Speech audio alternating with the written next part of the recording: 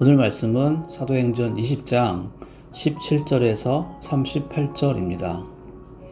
바울이 밀레도에서 사람을 에베소로 보내어 교회 장로들을 청하니 오매 그들에게 말하되 아시아에 들어온 첫날부터 지금까지 내가 항상 여러분 가운데서 어떻게 행하였는지를 여러분도 아는 바니 곧 모든 겸손과 눈물이며 유대인의 간교로 말미암아 당한 시험을 참고 주를 섬긴 것과 유익한 것은 무엇이든지 공중 앞에서나 각 집에서나 거리낌 없이 여러분에게 전하여 가르치고 유대인과 헬라인들에게 하나님께 대한 회개와 우리 주 예수 그리스도께 대한 믿음을 증언한 것이라.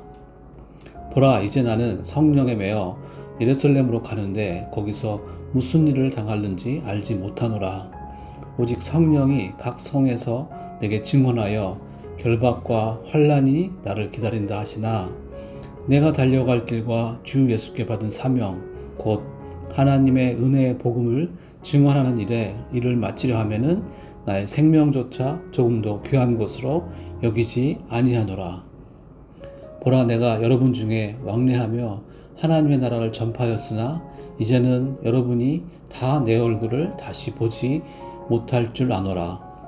그러므로 오늘 여러분에게 증언하거니와 모든 사람의 피에 대하여 내가 깨끗하니 이는 내가 꺼리지 않고 하나님의 뜻을 다 여러분에게 전하였습니다. 여러분은 자기를 위하여 또는 온 양떼를 위하여 삼가라. 성령이 그들 가운데 여러분을 감독자로 삼고 하나님이 자기 피로 사신 교회를 보살피게 하셨느니라. 내가 떠난 후에 사나운 이래가 여러분에게 들어와서 그 양떼를 아끼지 아니하며 또한 여러분 중에서도 제자들을 끌어 자기를 따르게 하려고 어그러진 말을 하는 사람들이 일어날 줄을 내가 아노라. 그러므로 여러분이 일깨어 내가 3년이나 밤낮 쉬지 않고 눈물로 각 사람을 훈계하던 것을 기억하라. 지금 내가 여러분을 주와 및 그 은혜의 말씀에 부탁하노니 그 말씀이 여러분을 능히 든든히 세우사 거룩하게 하심을 입은 모든 자 가운데 기업이 있게 하시리라. 내가 아무의 은이나 금이나 의복을 탐하지 아니하였고 여러분이 아는 바와 같이 이 손으로 나와 내 동행들이 쓰는 것을 충당하여 범사에 여러분에게 모본을 보여준 바와 같이 수고하여 약한 사람들을 돕고 또 주 예수께서 친히 말씀하신 바 주는 것이 받는 것보다 복이 있다 하심을 기억하여야 할지니라. 이 말을 한 후 무릎을 꿇고 그 모든 사람들과 함께 기도하니 다 크게 울며 바울의 목을 안고 입을 맞추고 다시 그 얼굴을 보지 못하리라 한 말로 말미암아 더욱 근심하고 배에까지 그를 전송하니라. 아멘. 이 두루두루 선교 여행을 다닌 바울은 이제 예루살렘으로 가고자 합니다. 예루살렘에 가기 위해 준비하던 중 그는 자신을 향한 이 살해 위협이 있다는 첩보를 받습니다.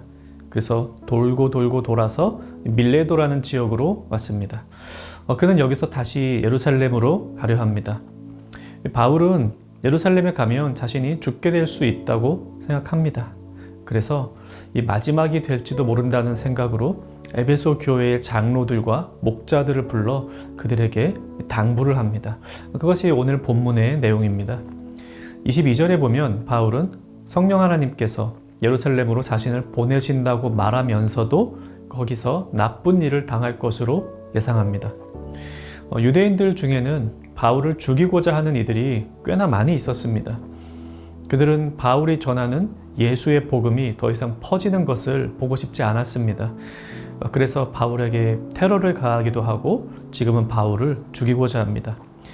바울은 이런 움직임들이 있다는 사실을 알지만 마게도냐에서는 또 실제 자신의 살인에 대한 첩보도 입수했지만 계속해서 예루살렘에 가려고 합니다. 왜 그럴까요? 예루살렘은 그야말로 유대인들의 본거지인데 말입니다. 이 바울의 예루살렘 행은 한 가지 목적이 있습니다. 예루살렘 교회를 위해 이 각지에서 모은 헌금을 전달하는 것이었습니다. 고린도후서 8장, 9장 그리고 로마서 15장 후반부에 이런 내용들이 아주 잘 나오는데요. 이 예루살렘에 긴급 구제 헌금이 필요했던 이유는 사도행전 11장에 이미 나왔던 바와 같이 이 유대 지역에 있었던 큰 기근 때문이었습니다. 예루살렘 성도들은 이 일로 인해 아주 궁핍한 가운데 살고 있는 이들이 많았죠. 바울은 예루살렘 교회를 돕고자 하는데 주로 그가 세웠던 이방인들로 구성된 교회들로부터 헌금을 걷어 그것을 예루살렘에 전달하고자 합니다. 이 예루살렘 교회로 이 구제 헌금을 전달하는 게 이렇게 목숨을 걸 만큼 중요한 일이었을까? 바울은 그렇게 생각했습니다. 왜냐하면 이것이 그리스도의 몸된 교회를 하나로 만드는 역사라고 그가 굳게 믿었기 때문입니다. 예루살렘은 유대교의 성지이면서 동시에 예수님이 돌아가시고 부활하신 곳, 또 오순절 성령님께서 임재하신 곳입니다. 그곳은 유대교에도 중요했지만 기독교에게도 아주 중요한 지역입니다. 바울이 세운 교회들은 주로 이방에 흩어져 있죠. 이방인들로 구성되어 있습니다. 그렇게 시간이 흐르다 보니 예루살렘에 있는 성도들과 이방 교회 성도들은 서로 상관이 없는 사람들처럼 지낼 수도 있습니다. 하지만 바울이 보고 들은 또 배운 복음은 온 교회는 그리스도의 몸으로서 하나라고 하는 사실입니다. 각지에 흩어져 있지만 그리스도의 교회는 서로 연합하고 돌아보며 사랑으로 격려해야 합니다.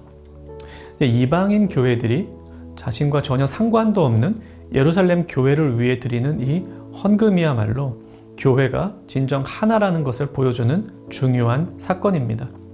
그러기에 바울은 목숨을 걸고 예루살렘을 향해 가고 있는 것입니다. 이 교회는 하나라고 하는 이 복음을 전파하기 위해 그는 스스로의 목숨도 아끼지 않고 있습니다. 24절입니다.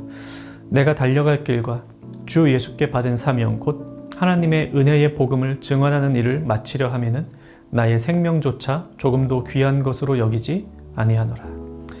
이런 바울의 사명감 앞에서 나의 인생은 무엇을 향해 가고 있는가 하는 질문 던져볼 수 있으면 좋겠습니다. 자, 이처럼 바울은 죽을 각오를 하고 예루살렘으로 갑니다. 그러면서 그가 사랑하는 에베소 교회 지도자들에게 마지막 당부를 합니다. 그의 당부는 세 가지로 요약할 수 있습니다. 첫째, 자기 자신과 하나님의 양떼를 보살피라. 둘째, 이단을 경계해라. 셋째, 약한 자들을 도우라. 먼저 복음 안에서 자기 자신을 먼저 세우고 또 서로를 돌보되 이단이 틈타지 못하도록 공동체를 견실히 세우라고 권면합니다. 그렇게 강해진 공동체는 이제 눈을 돌려 사회를 바라봐야 합니다. 약한 자들을 돌보고 그들의 필요를 채우는 것이 교회가 해야 할 일이라고 권면하고 있는 것이죠. 수신제가 치국평천하라는 말이 있습니다. 교회로서 우리도 마찬가지입니다. 자신을 늘 돌보아야 됩니다. 그리고 공동체 안의 지체들을 돌보아야 합니다. 거기서 그치지 않고 공동체와 함께 사회를 돌보아야 합니다. 어려운 이들을 돌아보고 정의를 세우는 일은 교회가 선택적으로 해야 할 일이 아니라 필수적 명령입니다. 이 바울의 마지막 당부와 같은 이 말이 오늘 우리 교회에 주시는 하나님의 권면이기도 합니다. 함께 우리 기도합시다. 이 돈과 성공에 이끌리는 삶이 아닌 사명에 이끌리는 삶이 되게 하소서. 또 나 자신, 이웃, 공동체 그리고 사회를 돌보는 그런 우리 청년교회가 되게 해달라고 기도합시다. 오늘 하루 주님 주신 사명을 깊이 생각하며 살아가는 청년가족 되시기를 바랍니다.